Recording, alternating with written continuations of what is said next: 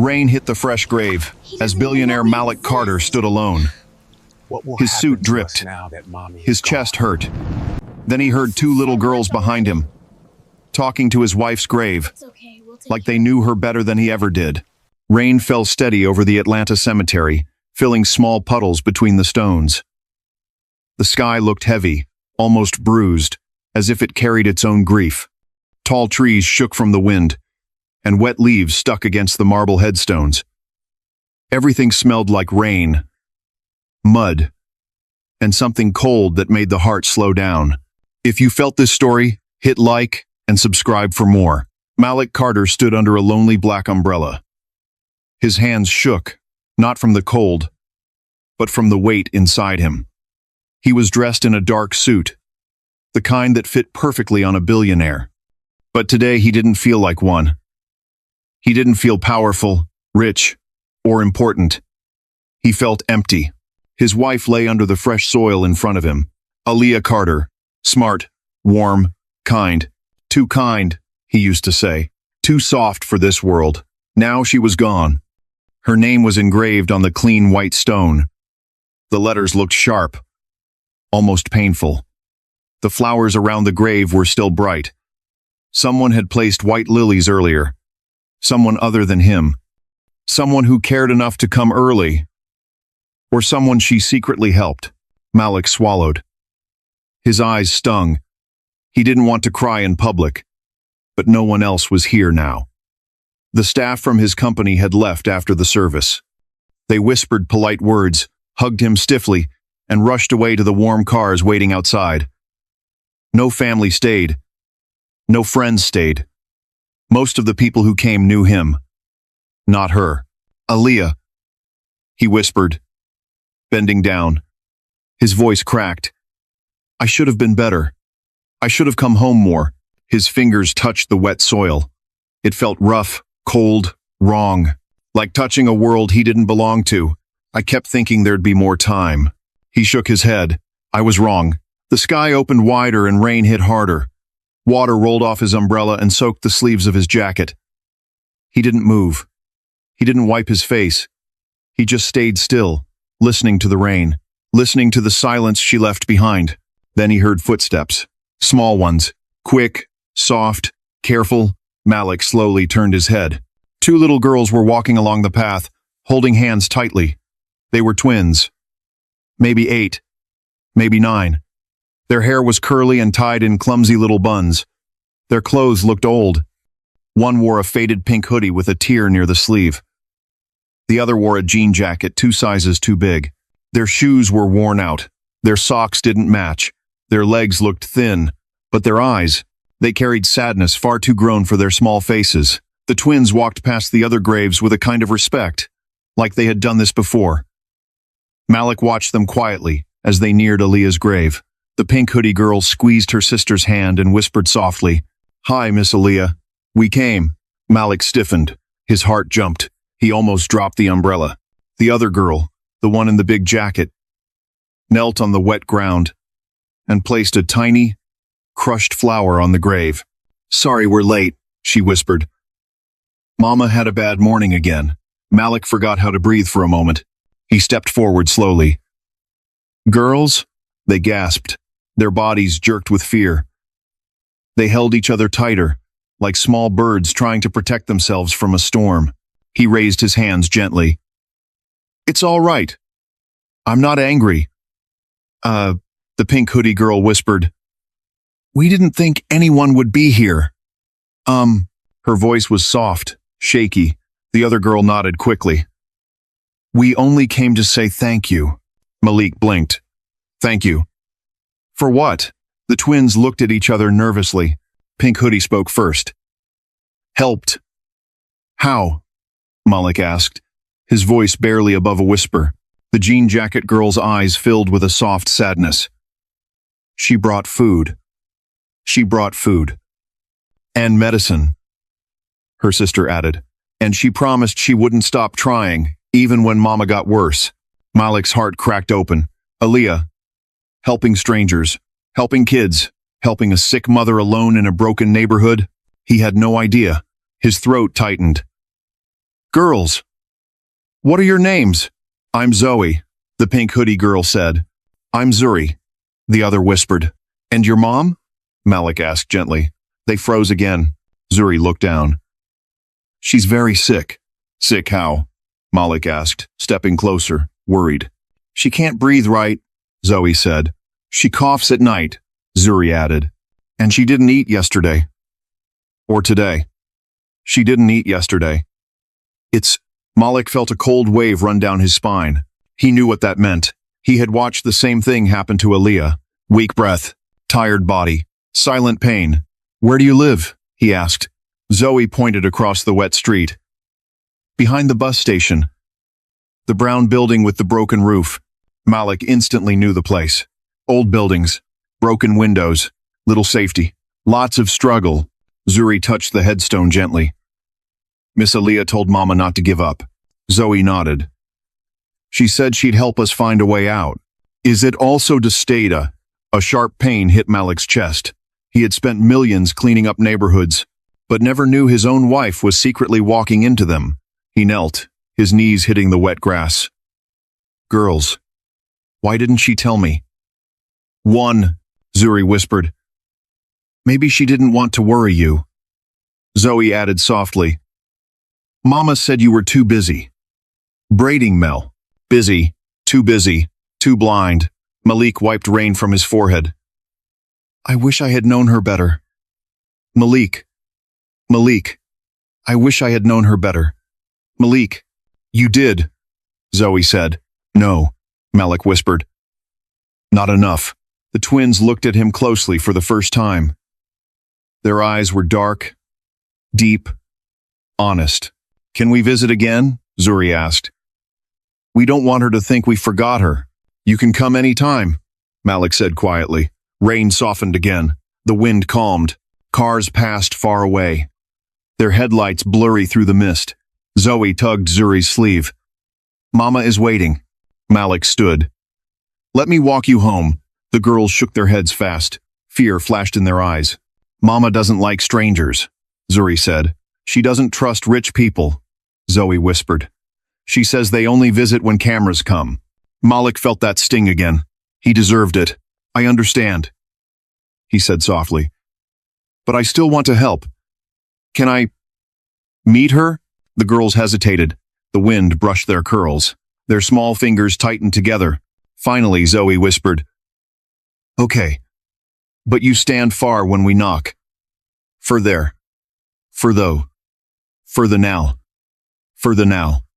For the now. Yes, Malik agreed. Anything you want. They reached out. Each girl holding one of his fingers. Small hands cold from the rain. The sight made Malik's chest tighten. These girls had no one. No safety. No warm house. No food. And his wife, his Aaliyah, had been trying to save them quietly. As they walked toward the street, Zuri looked up. Mr. Malik? Yes? If this story makes your heart feel something, she whispered. Zoe finished softly. Then don't leave like everyone else. Malik's voice shook. I'm not leaving. They crossed the street. Cars sprayed water as they passed. The bus station buzzed with noise, brakes hissing, engines rumbling, people shouting for rides. The sidewalks smelled like wet concrete and old oil. Zoe pointed to a narrow alley between two old stores. We lived down there. The alley was dark and damp. Trash bins lined the walls. A broken grocery cart lay on its side. A flickering streetlight buzzed overhead. Malik's stomach twisted. His wife had walked into this place alone? At night?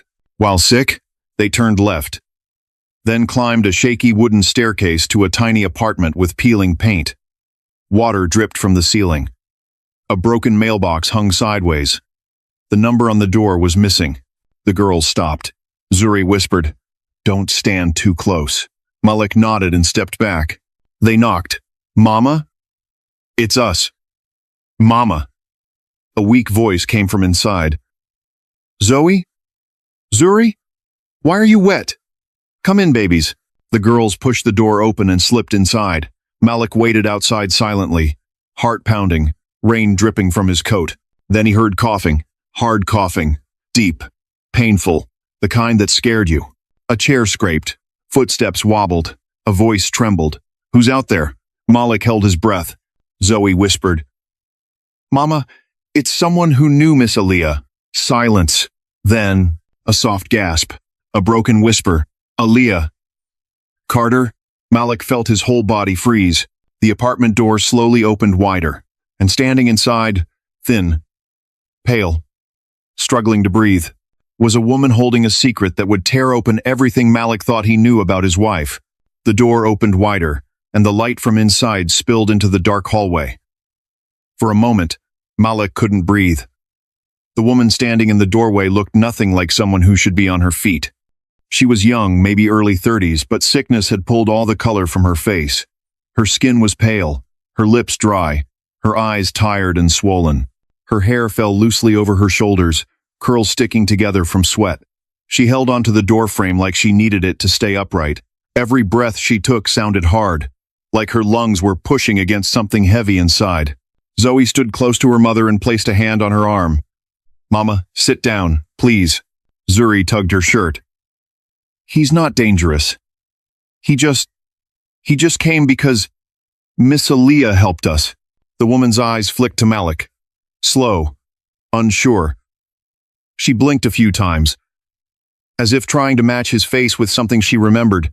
"Miss Aaliyah?" she whispered. Her voice broke in the middle of the name. Malik stepped 1 foot forward, but stayed far enough to keep her comfortable. "Yes, I'm her husband. My name is Malik Carter." Her legs trembled. The girls steadied her, guiding her back inside. She almost collapsed into a small, dusty armchair near the doorway. The cushions were torn. The fabric was old. A thin blanket lay across it. Malik remained standing outside until Zoe waved him in. "It's okay. Mama wants to talk." He stepped in slowly. The apartment looked tiny. Too tiny for 3 people. The kitchen was in the same room. A small stove with 1 working burner. A old fridge humming unevenly. A single table pushed against the wall with only 2 chairs. Clothes piled in the corner in a basket. A cracked window taped with clear plastic to keep cold air out. Everything smelled like old wood, medicine, and something warm like soup that once boiled too long. Malik felt his heart drop. He whispered, "You've been living like this?" The woman looked embarrassed. Her eyes avoided his. "We manage." Quote. The girls sat on the floor beside her, holding her hands tightly.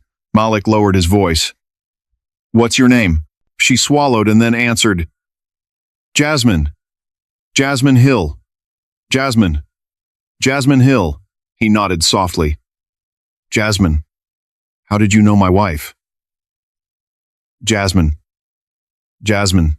Jasmine's eyes filled with tears she tried hard to hide.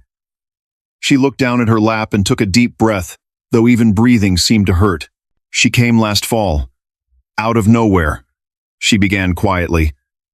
"I was outside the clinic with the girls. We didn't have enough money for medicine, and I guess she saw me crying." Zoe leaned her head on her mother's leg. "She hugged Mama," she said softly. Jasmine nodded. "She didn't even ask my name first. She just asked what was wrong. And when I told her, she didn't judge me. She didn't walk away." Malik blinked, fighting the ache he felt in his throat. "What did she do?" he asked gently. Jasmine's voice shook as she continued. "She bought the girls warm jackets. She brought us groceries. She found a clinic willing to treat me for free." Her voice lowered. "She came almost every week." "Howard." Malik closed his eyes. He had no idea his wife was doing this. No idea she was walking into dangerous neighborhoods alone. No idea she was giving money, food, time, love, while he stayed busy with meetings, flights, deals. He had failed her. Jasmine wiped her eyes and whispered, "She was sick, but she didn't tell me at first." Malik felt his body freeze. "She told you she was sick?" "Yes," Jasmine said. "One day, she nearly fainted right there in my kitchen. I begged her to rest. She smiled and said she was fine, but she wasn't." A tear ran down her cheek, and then she stopped coming. River. River. Zuri's voice cracked. We thought she forgot us. Zoe added. Mama cried when she didn't show. Malik clenched his jaw. He had been too busy, too blind, too full of excuses. Jasmine looked at him again, her eyes softening. She told me once. She was scared to tell you she was sick. Malik stepped back like he'd been hit. What? She said you had too much on your shoulders. Jasmine whispered. She didn't want to slow you down or make you feel trapped. Malik shook his head. No. No. That's not true. I would have. Jasmine cut him gently. She loved you, Mr. Carter. A lot. She told me you were good at fixing everyone else's world, just not your own. He felt tears burn behind his eyes. And she said something else. Jasmine whispered. She said she wanted to help me before she left this world, because she knew no one would show up for me. Malik couldn't speak. He just stared at the floor, breathing slow, trying not to break. The room felt too small, too quiet, too heavy with the truth. Jasmine leaned back weakly. Her breath wheezed. She coughed hard, too hard. Zoe rushed to bring a glass of water from the counter. The glass had cracks around the rim. Mama, drink, she said. Jasmine took a sip and closed her eyes for a moment, exhausted from even that. Malik stepped closer. You need a doctor. A real one. A hospital. Jasmine's eyes opened halfway. We can't afford. I'm not asking you to pay, he said firmly. I'm offering to help. Funny one. She shook her head weakly. I don't want charity. Your wife helped me with kindness. Not money. Malik softened his tone. This isn't charity. You're someone she cared about. That means you matter. Jasmine looked away, struggling with pride, fear, and pain all at once. Zuri whispered, Mama, please let him help. Frest. Zoe nodded. Miss Aaliyah would want this. Aaliyah. Miss Aaliyah. Jasmine breathed shakily, fighting tears. Okay. But only if it doesn't put us in trouble. It won't, Malik said. I promise.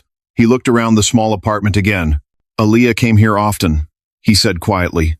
Jasmine nodded. She brought soup. She played games with the girls. She helped with homework. She told me stories about you. What kind of stories? Malik asked, almost scared to know. Jasmine smiled weakly. Good ones. She said you were stubborn, but with a soft heart. She said you loved big, even if you didn't always know how to show it. Good. Malik laughed under his breath, wiping his eyes. She always said too much. She always said too much. She always said the right things, Jasmine replied. The girls curled closer to their mother. Zoe whispered, Mr. Malik. Are you mad at Mama? Malik shook his head fast. Oh, sweetheart. No. I'm not mad at anyone. Zuri tugged his coat sleeve with her small fingers. Are you going to leave us too? That question hit Malik in the chest. He knelt down in front of them. Zoe frowned softly. Adults always say that. Malik swallowed. I mean it. I didn't help before, but I will now. For you, for your mom, and for Aaliyah. The room went quiet. A small rumble came from outside, the sound of a bus pulling into the station. The lights from the street blinked through the taped window like a tired heartbeat. Jasmine tried to sit up straighter. Mr. Carter, I don't want trouble. I don't want rumors. What rumors? Malik asked. Jasmine hesitated. That your wife spent time here. That she helped me. Why would that be a problem? He asked. Because people talk, she whispered. And because I didn't want anyone thinking she had reasons beyond kindness. Malik frowned. What do you mean? Jasmine looked down again. Her hands twisted in her lap. A shadow crossed her face. One that told him she knew something she was scared to say. Before Malik could ask, she shook her head. It doesn't matter. Not tonight. He didn't push. She was too weak, too tired, too fragile. Instead, he stood up and pulled out his phone. I'm calling a doctor. No hospital, Jasmine whispered, panicked. Just a doctor, Malik said softly. One I trust. She looked at him long, thinking, weighing fear against hope. Then she nodded. The girls relaxed a little. Malik stepped into the hallway, made a call, and within 10 minutes, a black SUV pulled up outside. A private physician stepped out with a small medical bag and hurried up the stairs. He examined Jasmine right away. The girls watched with worried eyes. Malik stood near the door, hands inside his pockets, trying to calm the storm in his chest. After a long exam, the doctor pulled Malik aside. His face was serious. Her lungs are weak, he said quietly. She's severely underweight. She needs treatment immediately. Can you treat her? Malik asked. Yes, the doctor replied. But she needs a safe place. Not this apartment. Jasmine overheard. No, she whispered, shaking her head. I can't leave here. We have nothing else. Malik stepped closer. You'll come with me. Jasmine stared at him like she didn't understand. Where? Where? Where? Where? To my house, he said simply. You'll stay in the guest wing. You'll get food, rest, medicine. The girls will have their own room. You'll be safe. No. No, I can't, she whispered. Zuri ran to her. Mama, please, Zoe followed. We can't stay here. You can't breathe. Jasmine covered her face. Tears slipped through her fingers. I don't want to cause trouble. You're not, Malik said. You're saving your life, the doctor nodded. She won't survive long in this environment. A long silence filled the room. Then Jasmine whispered, Okay. The girls hugged her tight, crying with relief. Within minutes, Malik called his driver. 2 more SUVs arrived. The girls packed their few clothes into a small plastic bag.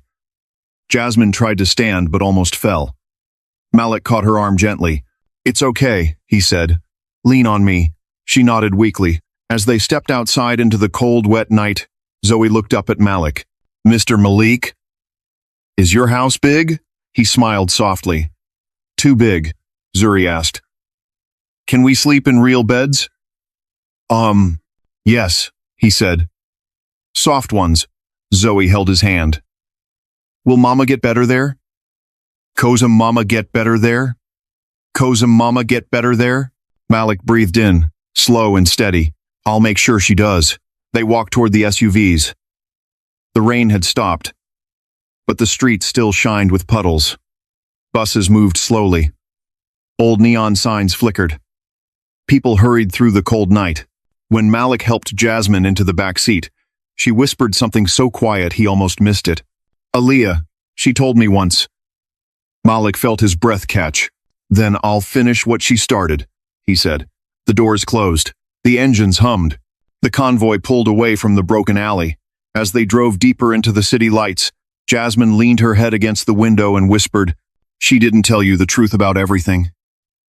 Did she? Good. And good.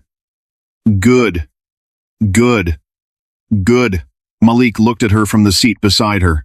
What truth? He asked slowly. Jasmine's eyes filled with fear, and something else, something he couldn't read. She looked at her daughters, then at him. There's more, she whispered. Malik's heart slammed in his chest. What do you mean? Jasmine took a shaky breath. She didn't just help us. She hid something from you. Something big. The SUV moved smoothly across the wet highway, tires cutting through thin sheets of leftover rain. City lights flashed through the windows, bright blues, warm yellows, red neon reflections sliding over the black seats.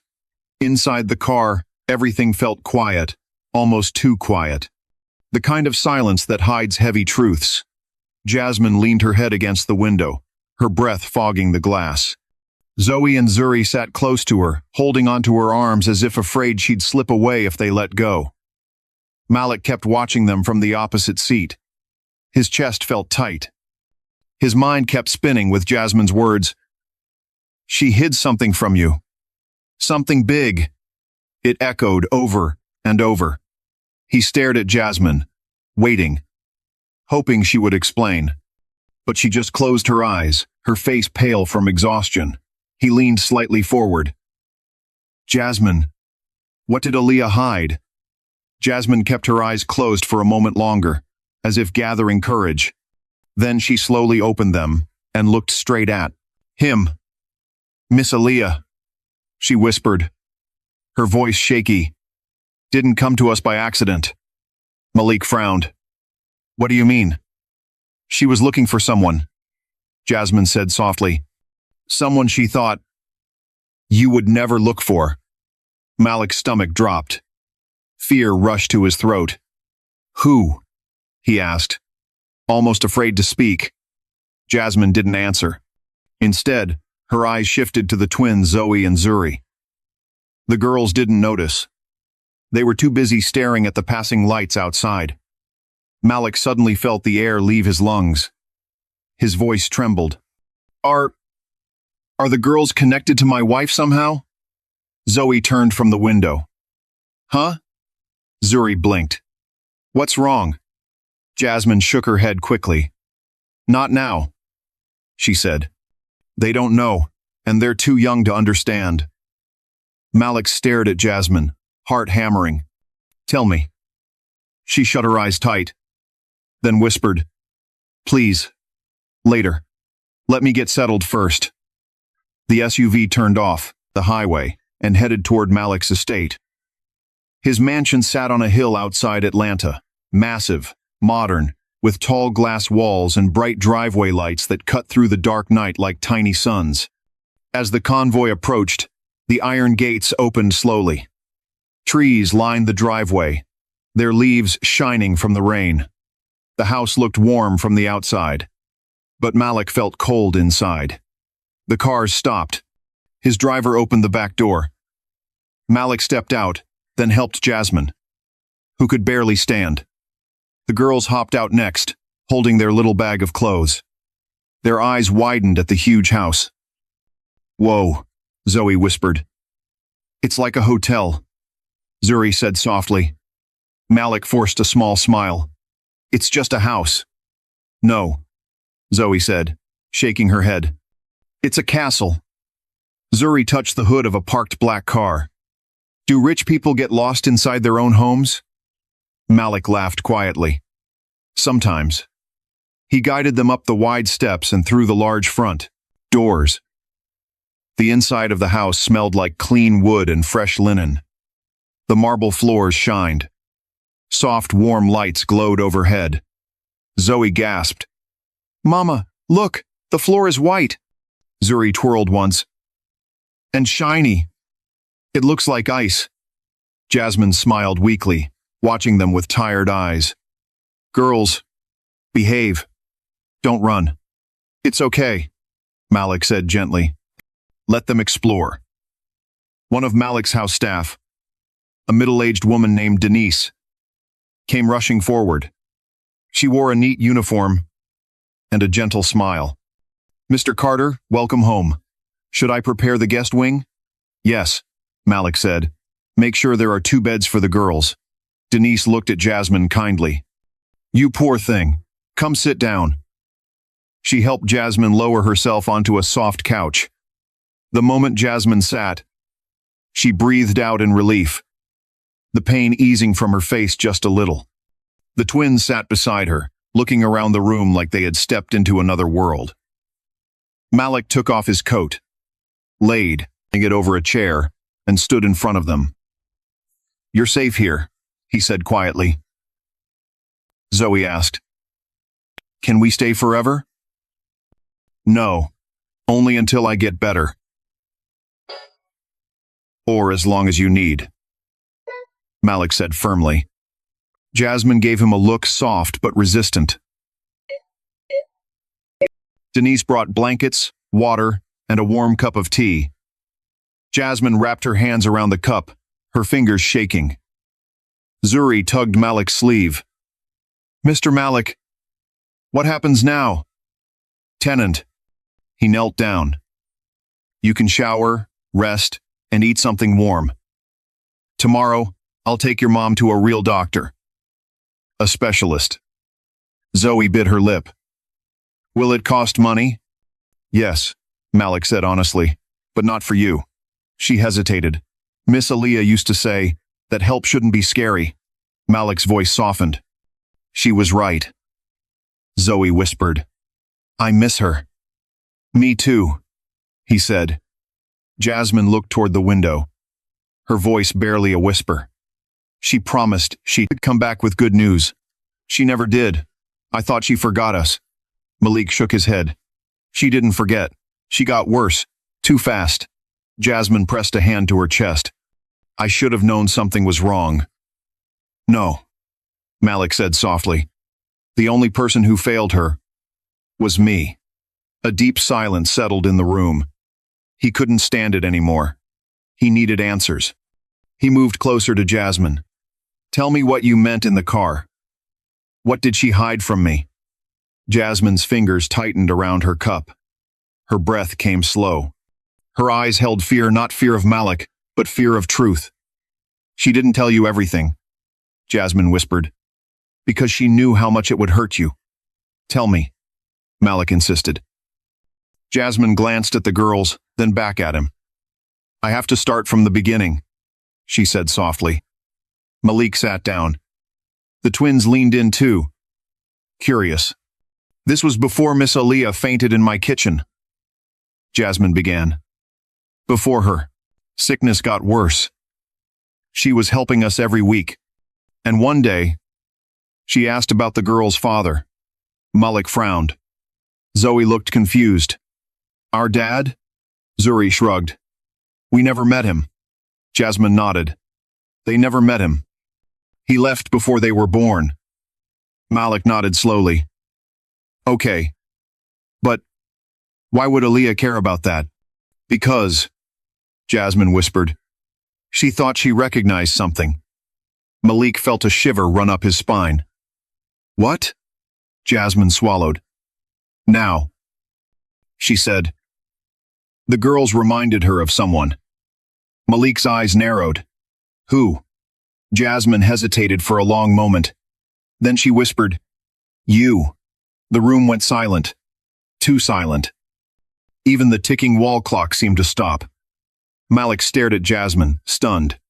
Me? Zoe and Zuri blinked at him, clueless. Jasmine nodded slowly.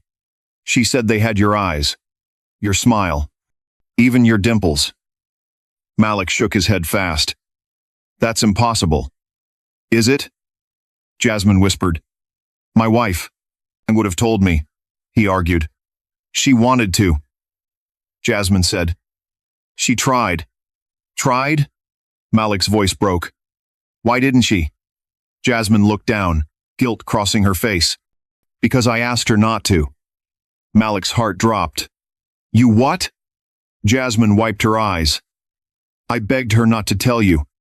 I was scared. I didn't know how you'd react. I didn't want trouble. Malik stood up, pacing. Why would you think I'm their father? He demanded. I don't even know you. Jasmine nodded. Yes, you don't. But Miss Aaliyah knew their story. She knew where I used to work. She knew the dates. She knew the place. The place? Malik asked sharply. Midtown Hospital, Jasmine said. 12 years ago. Malik froze. A cold wave washed through him. Midtown Hospital. 12 years ago. Before he met Aaliyah. Before he became rich. Before his world changed. He had been a volunteer driver at the time, helping teens, helping young mothers, helping shelters. He remembered that life clearly. The poor neighborhoods. The hospital waiting rooms. The faces of people he helped. But one memory hit him hardest. A girl. A scared young girl with curly hair, crying in a waiting room late at night. Jasmine, he whispered. Her eyes filled. She nodded. Yes, she whispered. That was me.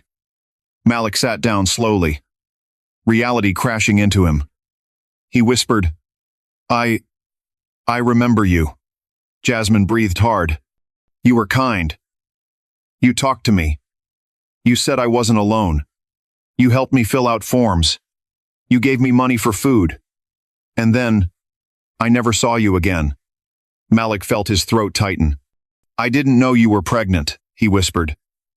You didn't ask, Jasmine said softly. I was too scared to tell you. The twins stared between them. Zoe whispered, Mr. Malik, are you our dad? Malik couldn't speak. Jasmine grabbed Zoe's hand. I never told them that. Never. I didn't know if it was true. Miss Aaliyah didn't know either. Malik whispered. But she suspected. Jasmine nodded. Yes. She said the timing matched. The description matched. The story matched. And the girls, they look like you. Malik covered his face with his hands.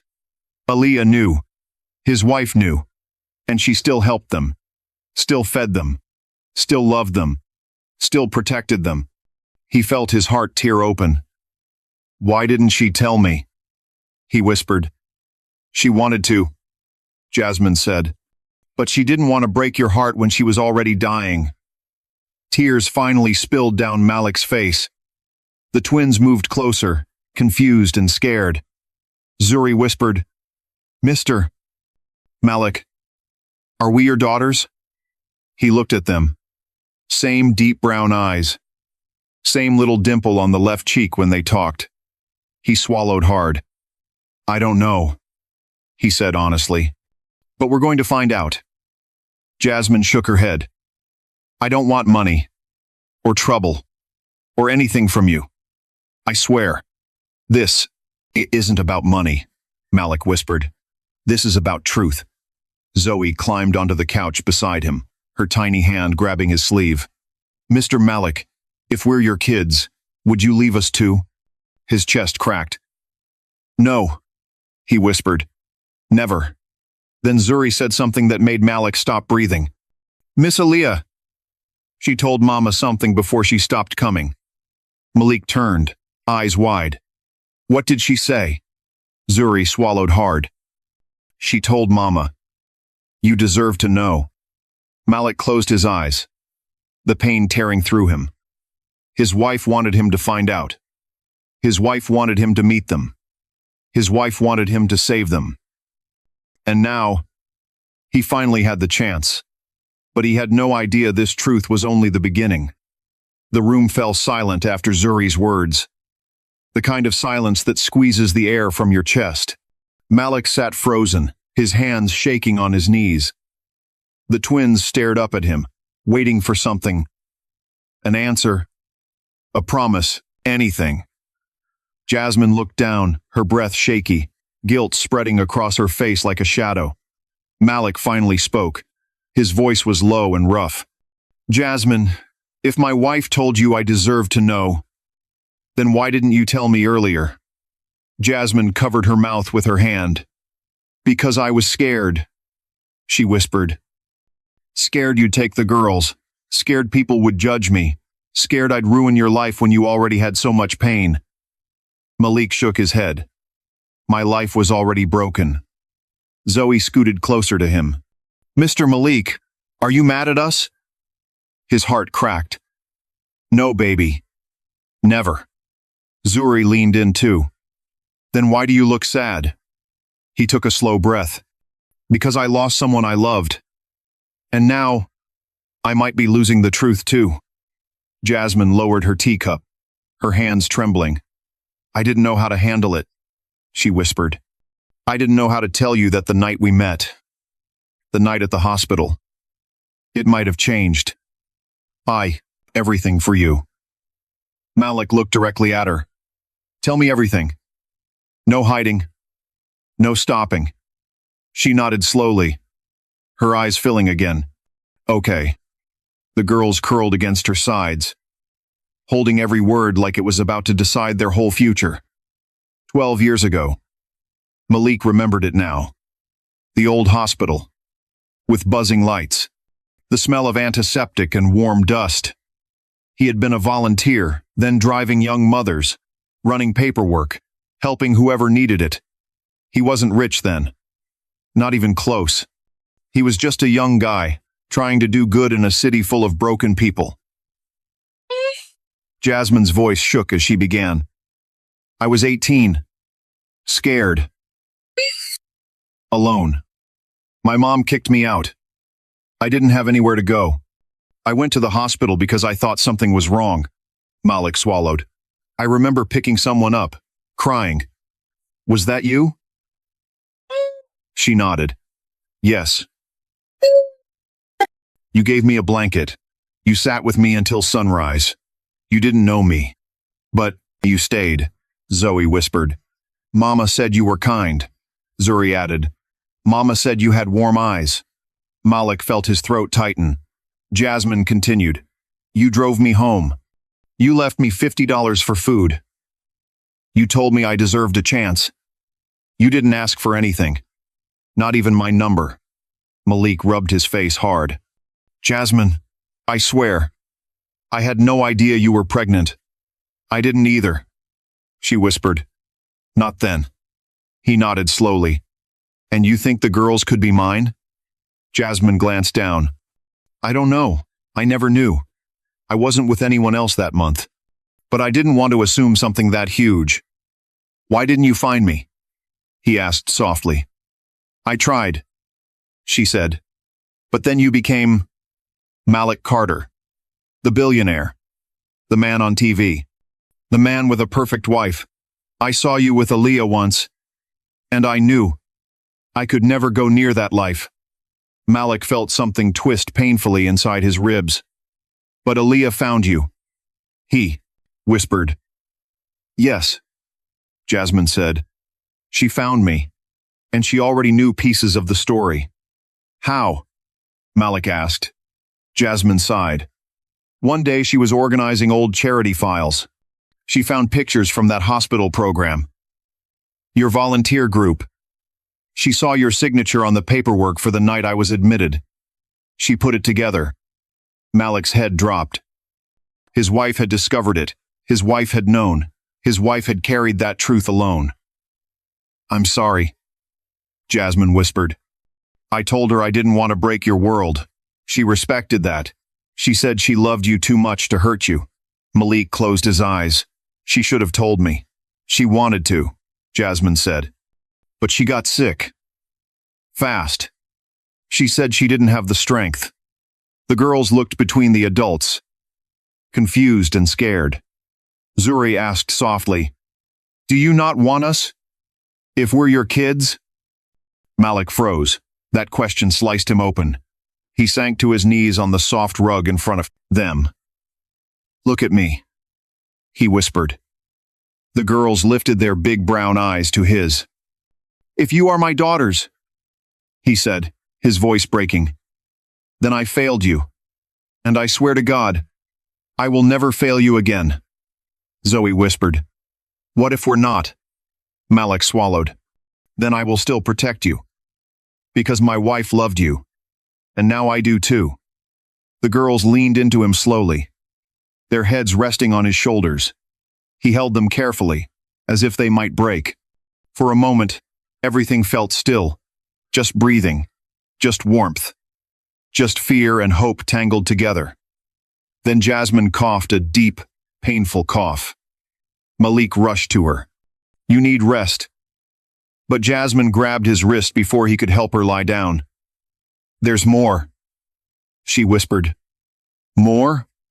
Malik asked, dread pooling in his stomach. Jasmine nodded. Miss Aaliyah didn't just wonder. She tried to find proof. Malik's heart dropped. What did she do? Jasmine looked him straight in the cooler eyes. She ordered a DNA test. The room spun. Zuri gasped. On us? Yes, Jasmine said. She took hair from their brush. She wanted to know the truth before she told you anything. Malik's hands shook. Where's the test? Jasmine looked scared. I don't know. She said she'd bring it the next week. but she never came back. The house felt colder. Malik stood. You're telling me something this big, and there's no proof? There was proof, Jasmine said, coughing again. She just never got to bring it. Zoe touched her sister's hand. Mama's telling the truth. Zuri nodded. Miss Aaliyah said she was scared. She said Mr. Malik loved too big, and it would hurt too big. Those words hit him hard. Aaliyah always said he felt everything too deeply. Denise appeared in the doorway. Excuse me, Mr. Carter. The guest rooms are ready. Malik nodded. Thank you. He helped Jasmine stand. She leaned heavily on him, too weak to hide it. The girls stayed glued to her sides. They reached the guest wing, a quiet hallway with soft lights and warm shades of brown and cream. The room Jasmine would stay in had a large bed, fresh blankets, an air purifier, a small sofa, and a window overlooking the garden. Zuri whispered, Mama, this is nicer than anything we ever saw. Zoe ran her fingers along the sheets. These feel like clouds. Jasmine managed a small smile. Say thank you. Thank you, Mr. Malik. The twins said together. You're welcome, he said softly. He helped Jasmine sit on the edge of the bed, but she clutched his wrist again. Malik, please don't hate Aaliyah. She tried to protect you. He lowered his voice. I could never hate her. But she kept secrets. Jasmine whispered. So did I, he said. Everyone does when they're scared. A tear rolled down Jasmine's cheek. Please remember, she wasn't trying to hurt you. She loved you. Malik nodded slowly. I know. He helped her lie back against the pillows. Her breathing was shallow, but calmer now. The girls curled up on each side of her. She stroked their hair weakly. Her hand trembled. Zoe whispered, Mama, are you okay? I'm tired, Jasmine said softly. But this is the first time, in years, that I feel safe. The room fell still again. Malik stood in the doorway, watching them. The three of them looked small against the big bed. Fragile. Precious. His chest tightened. He whispered, I'll let you rest. As he turned to leave, Jasmine called out weakly, One more thing. Malik paused. Yes? Jasmine looked afraid. Miss Aaliyah said something before she left our apartment for the last time. What? Malik asked. Jasmine swallowed hard, her voice barely a breath. She said, If anything happens to me, tell Malik that love isn't always simple. And this time, the truth will save him, not break him. Malik felt the world tilt. His wife had known. She had tried to fix everything, even when she was dying. Jasmine continued. She said you deserve to know your whole story. All of it. Even the part that came before her. Malik stepped forward. What are you saying? Jasmine looked him right in the eyes. I think she found the test results. His heart stopped. But she didn't tell me, he whispered. No, Jasmine said softly. She kept them. Because she wasn't ready. Malik's voice trembled. Do you think she hid them? Yes, Jasmine said. Somewhere in your house. Malik's whole body tensed. Where? Jasmine shook her head. She didn't say. Only that she'd leave them somewhere safe. Somewhere you'd find them. When it was time.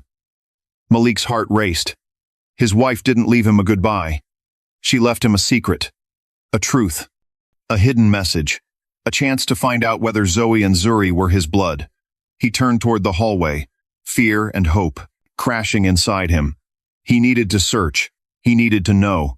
As he stepped away, Zuri whispered, Mr. Malik, if you find the papers, will that make you leave? He froze. Slowly turned. Kneeled beside the bed. No, he said quietly. Nothing will make me leave. Zoe crawled forward and rested her head against his chest. Promise? He hugged her gently. Promise. The girls closed their eyes, finally calm. Jasmine whispered, Good night. Good night, he said. But Malik didn't sleep. He walked through the silent mansion alone. The truth was somewhere here, hidden by the woman he loved, waiting for him. And he was finally ready to find it. The house was silent after the girls fell asleep. Jasmine rested in the guest bed, breathing slow. A nurse Malik hired had already arrived and stayed by her side. Everything was finally calm. Everything, except Malik. He walked through the long hallway of his mansion, turning on soft lights as he went. His steps echoed off the wooden floor. His heart beat loud in his ears. Every room felt different tonight. Bigger, colder, heavier with secrets. His wife had left something behind. A test. A truth. A message. Aaliyah never did anything halfway. If she hid something, she hid it with purpose. He walked into their bedroom. The room smelled faintly like her perfume. Soft, clean, warm. He stood there for a long moment, eyes closed, imagining her sitting at the vanity, brushing her hair, smiling at him. He whispered, Aaliyah, where would you put something so important? No answer. Only the hum of the AC. He moved toward the closet, opened drawers, checked jewelry boxes, carefully lifted scarves, shawls, folded sweaters. Nothing. He searched under the bed, under the mattress, behind photo frames. Nothing. He opened her nightstand. Old receipts, a book, a pen, soft tissues, a photo of the two of them from their first anniversary. Still nothing. His chest tightened. He whispered, You wanted me to find it. So where is it? He sat heavily on the edge of the bed, ran both hands through his hair. His throat hurt. His eyes burned. Then his gaze settled on something he hadn't noticed before. A small wooden box under her side of the bed, pushed back far enough you'd miss it unless you were sitting exactly where he was. His breath caught. He reached down and pulled it out carefully. The box was simple. Dark wood. A gold latch. Scratches on the surface. Words carved on the top in her handwriting. For when love needs the truth. Malik froze. He opened it slowly. Inside were letters, photos, small folded papers, a silver ring, and an envelope with his name on it. His hands shook as he picked it up. Malik. Just his name. Her handwriting. Soft.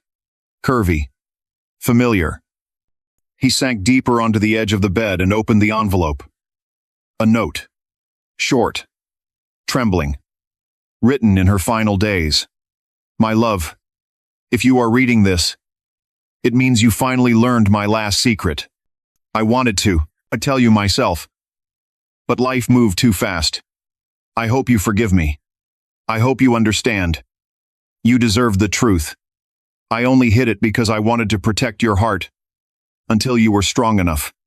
The girls, they might be part of you. If they are, don't be afraid.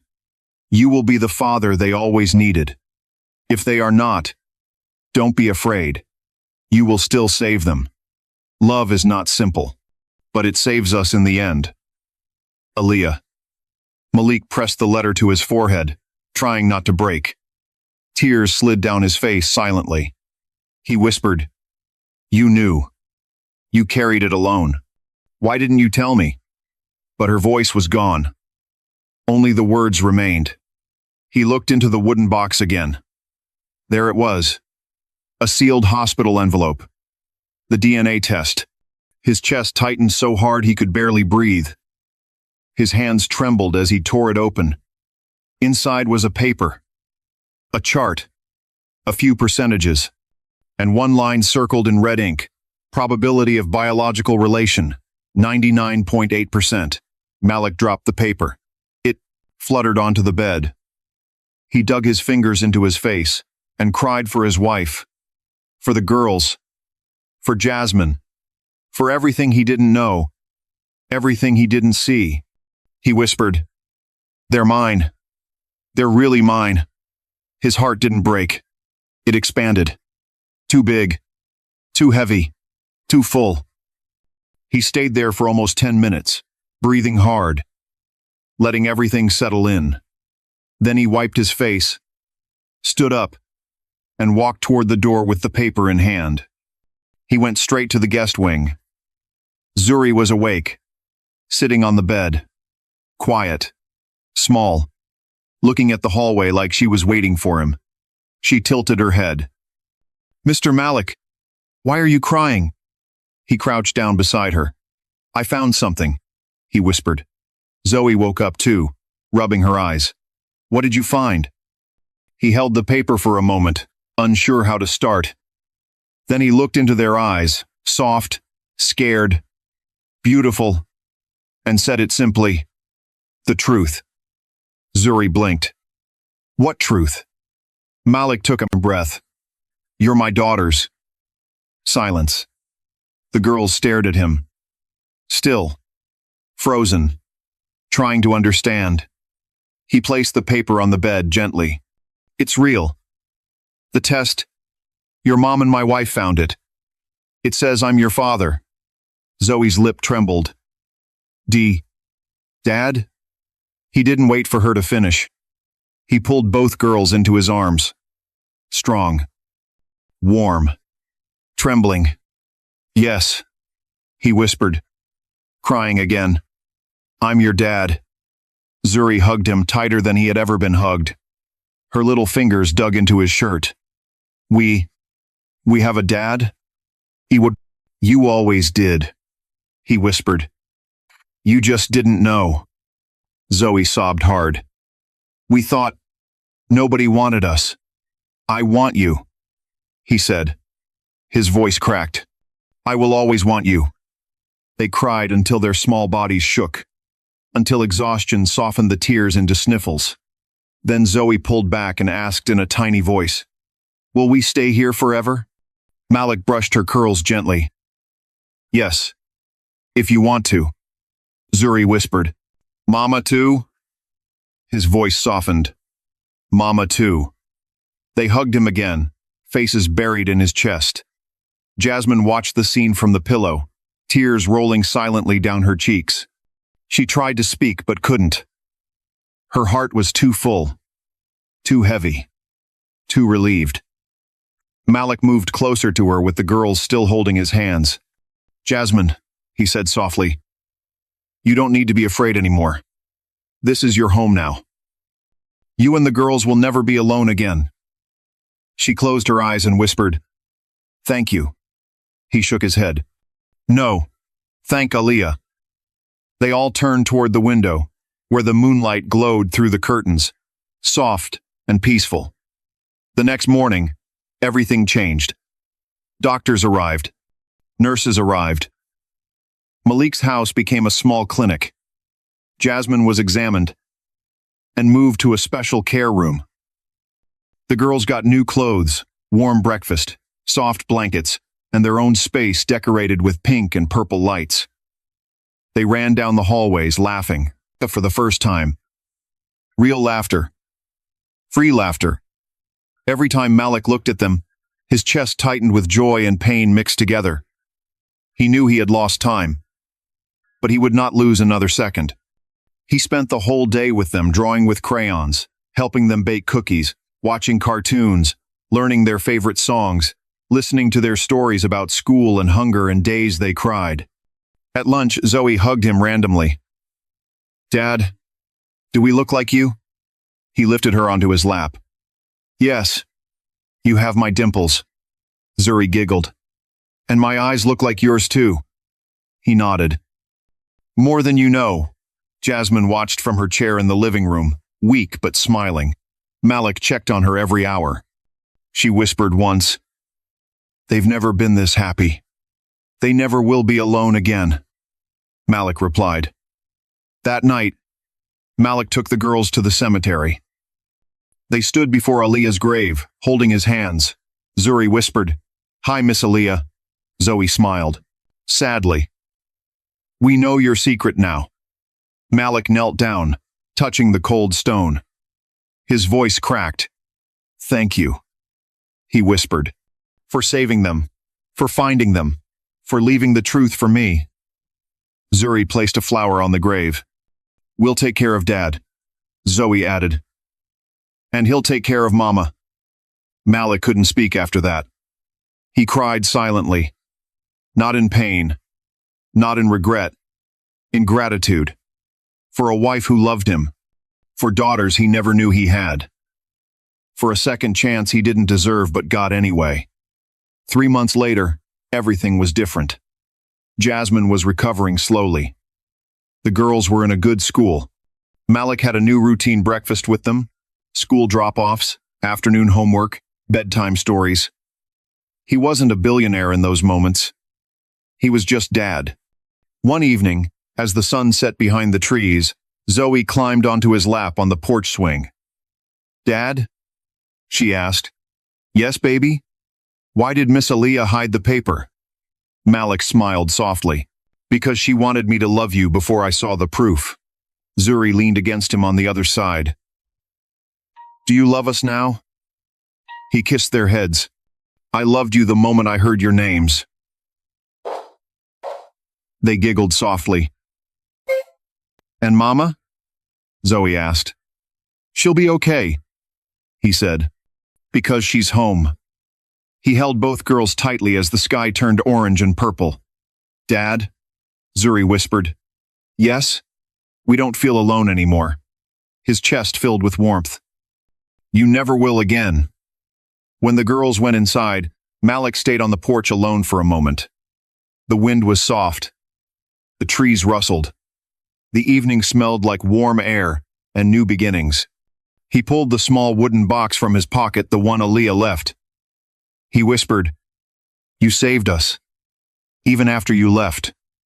He closed his eyes. "Thank you for giving me a family." He placed the box on the porch table, letting the sun touch it.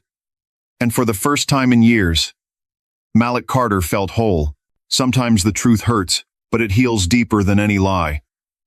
Love is not about being perfect. It's about showing up when it matters. Even after loss, family can find its way back together. If this story touched your heart, hit like and subscribe. More emotional stories are on the way. Stay with us.